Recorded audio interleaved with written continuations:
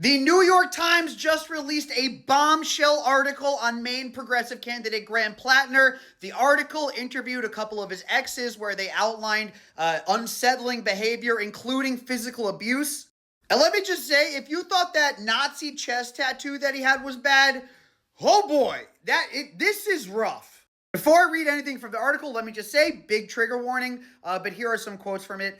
She said he regularly grabbed her by the shoulders, sometimes hard enough to leave marks, and on one occasion, yanked her out of a cab by her wrist after an argument when she wanted to stay in the car. During one argument, she recalled he twisted her arm behind her back, shoved her into a bedroom, and held the door closed from the other side so she couldn't get out, telling her to remain there until she was calm. Eventually, Miss Fifield said she fell asleep and left the next morning. It hurt, she said, but she added it didn't cause any injury. It didn't break my arm.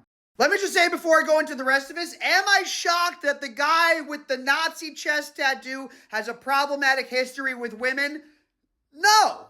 What is kind of funny about this story is that literally yesterday, Platner had to meet with Democrats to assure them that he had no new allegations emerging. And then 24 hours later, this article comes out and it includes stuff like he had what she described as a warrior ethos and would fantasize about killing people he deemed a threat, she said. She said he told her that rape was about power. He said this a lot. If anybody ever broke in here, I would rape them, she recalled, saying that he added that it would not be in a sexual way, not in a gay way. And by the way, the chest tattoo that he said that he didn't know was a Nazi tattoo, that was a lie. She said that they knew when they were dating years ago that the tattoo was a Nazi symbol and that he called it my Totenkampf. I would have never known what that was. He would joke about it being a Nazi tattoo.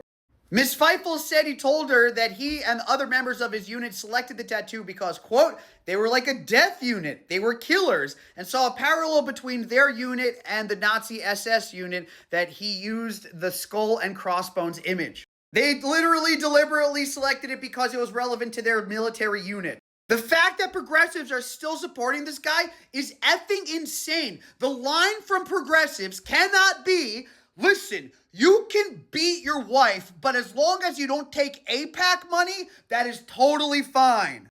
And what's worse about this is that Graham Platner knew that this stuff was out there about him, knew that the election was important, knew that it was probably going to come out that he did all this stuff, and still ran for office knowing that it could cost them a seat. I do not know how you are still supporting Oyster Adolf.